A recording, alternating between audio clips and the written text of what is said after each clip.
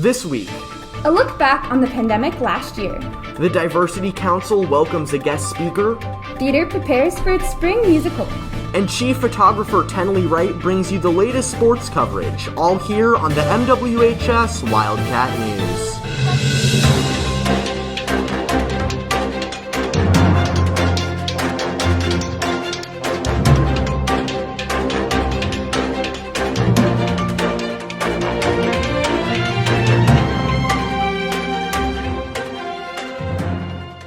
Good morning, Wildcats. I'm Edison Geiler. And I'm Jenna Reynolds. We have a quick announcement for seniors before we start. Auditions for graduation speeches are coming up. Tryouts will be April 19th at 3:30 in the lecture hall, but you must turn in an application to Mr. Hilburn by April 12th. We also want to congratulate the 2021 State DECA winners for their victories last Thursday and Friday. Connor Baker, Nathan Ray, and Jillian Haver all won first place in their competitions, with Emery Galladay and Eric Wu placing second. Many will go on to compete at nationals later in the year. But in more global news, 2 weeks ago today marked 1 year since the beginning of quarantine, and here to review the past turbulent year is Dana Summers. Around a year ago, in March of 2020, students were thrilled with the idea of an extra long spring break. 12 months later, with masks and social distancing a normal part of our lives, we would do anything to return to normal again. The first talk of the novel coronavirus, or COVID-19, began when articles emerged of an illness all the way in Wuhan, China. Then, in January of 2020, the first U.S. case of this deadly disease showed up in Washington. The virus seemed closer than ever, and the next couple of months were filled with uncertainty. In March of 2020, everything came crashing down. The World Health Organization called COVID-19 a pandemic, and former President Donald Trump declared a national emergency. From schools to the NBA, things all around us began to shut down. Toilet paper and hand sanitizer shortages became a national issue. Hospitals started to overcrowd, and the stock market plummeted. Social justice riots hit the streets, adding even more chaos to the mix. After a long summer of social distance hangouts, schools prepared their plans for the following year. The holidays rolled around and created concern for super spreading of the virus. Finally, in December of 2020, the Pfizer vaccine made an appearance in the United States, followed shortly by the Moderna and Johnson & Johnson. Now, with a year of events to look back on, hope is finally starting to be restored. And in more recent news, the Student Council is doing a food drive next week from March 29th to April 2nd.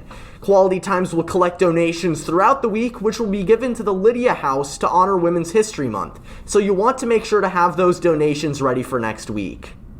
Most students eating lunch at school dine in the cafeteria, but once a month, a select few eat with administrators in the library. The Millard West Diversity Council welcomed University of Nebraska-Omaha professor and head of the City of Omaha Human Rights and Relations Department, Franklin Thompson, last week to speak about diversity in high schools. Dana Summers and I have more details. On Friday, March 19th, members of the Millard West Diversity Council met in the library for their monthly gathering, this time with lunch and a special guest. This group tackles racial injustice issues in the school community through discussions between students, teachers, and administrators. Last summer, I had a lot of students reach out to me, for a lot of former students and some current students saying that, gosh, we just wish we could do more. We feel in somewhat like we're in West Omaha, we're somewhat very removed from a lot of the racial issues that are happening it's so hurting in our society today. And to put the idea in my mind, we certainly need to open up dialogue and insert teaching where we can. This month's meeting was a luncheon featuring guest speaker Dr. Franklin Thompson, a veteran city council member, the director of human rights and relations for the city of Omaha, and an associate professor at UNO's College of Education. I gave 2 stories about interaction with racism, but that's 2 of about 7 dozen. Thompson spoke not only about his personal encounters with racism, but also shared ways the youth could confront these issues in their community. He introduced an essay writing contest and several other service projects to promote discussion and change.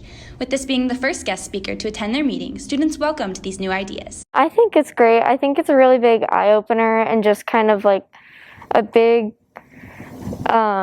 gateway into what we could probably do in the future. While the students enjoyed Thompson's perspectives, Thompson also appreciated working with them. I'm a strong believer that young people are the path, that you guys have the energy and the insight, and I think you see it better than the older generation. For the Diversity Council, this event was much more than a discussion over lunch, and the Council plans to look forward to more inspiring speakers in their future meetings. For the MWHS Wildcat News, this has been Dana Summers and Jenna Reynolds. A military medical vehicle stopped by Millard West on Wednesday morning. From 7:30 to 11 a.m., the people from the military worked with HOSA students and came to the school because of our active HOSA club. We will have more details and coverage next week, but for now, we will turn our attention to the performing arts. If you've stepped into the Black Box or auditorium lately, you may have caught the sight of grim gravestones, gothic walls, and other bleak decorations.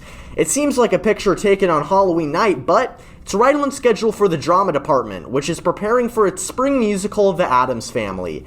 Madeline Christensen and I talked with the cast, crew, and directors to discuss their progress so far. All these grim set designs and ominous overtures might conjure images of Halloween, but it's all normal for the drama department, which is in the early stages of production for its spring musical, The Addams Family. Casted last year during quarantine, this show was moved back from October because of the pandemic. Director Brooke Phillips intended for the show to be a Halloween spooktacular for audiences, but now the performances will be in the final days of April and early in May. As I was emailing the company and saying, like, I don't think we can do this show, we have to be able to stream, they told me that they were rewriting it to do a quarantine sort of concert edition of the show. They just cut the show down to like 90 minutes so people didn't have to do intermissions and you didn't have to worry about like crowd control. Included in the aptly named quarantine edition of the script are jokes about Dr. Anthony Fauci, quarantine, and staying socially distanced. For students acting in the show, social distancing is a key component of the rehearsal process. Each week, actors participate in music, choreography, and blocking sessions. They learn how to sing the music, practice the variety of dance routines, and focus on acting and scene movement, during all of which the directors have to be conscious of physical distance. It's been a learning curve for sure, especially keeping everybody distanced and not having people kind of touch or partner dancing and stuff like that, which is difficult, but it also creates a lot of room for like new ideas and creativity, so we've kind of been playing together and figuring things out as we go. In addition to the physical distance, another large change for the actors was a double cast. During rehearsals, the green and black casts, each with a different set of performers, will switch on and off of stage, which is meant to keep students socially distanced and give more opportunities for actors. We do a lot of like talking with our person that's playing the same role. It's really interesting because you kind of get to build this character with another person, and while we're playing the same person, we're finding our own unique ways to play that character. And though not on stage, students in different technology crews are working hard to ensure the show has the right elements to create the perfect atmosphere for audiences. It's pretty dark and gloomy and vampire-y. We just kind of have to look at what is in the script that we need for the set, because a lot of it you don't really need to be there, and we don't have a ton of time to work on this show, especially because crew only meets 2 days a week. So we like needed a graveyard and a tree and a door and all that, but for the rest of what we don't really need, we kind of leave it up to the imagination, so it's mostly an empty stage. The exact dates of the performances are April 29th and 30th and May 1st at 7 p.m. with an afternoon show at 2 on May 2nd. If you're still craving your Halloween fix from October, you will not want to miss this show. For the MWHS Wildcat News, this has been Edison Geiler and Madeline Christensen. And though spring sports are heating up, basketball still has one more game with the Q Street Classic basketball event. The Wildcats will take on the rival Millard South Patriots next Friday here at Millard West, so make sure to support your fellow Wildcats during the game. And speaking of sporting events, we're going to turn it over to our chief photographer, Tenley Wright, who has the latest coverage on spring sports. Welcome back to Sports Corner Wildcats. Let's take a look at what's going on this spring. The winter sports season wrapped up after the boys basketball team fell to Millard North in the state semifinals. The Wildcats ended the season 18-7, giving way for the spring sports season to begin. Teams have been locked in since February when practices began and finally took the field late last week. Soccer kicked off their season with both the boys and girls team capturing wins against Bellevue East. On Saturday, in their first game on the new turf field, the girls soccer team dropped a tough one to Lincoln Southwest. They then went on to secure another win against Papillion La Vista on the road.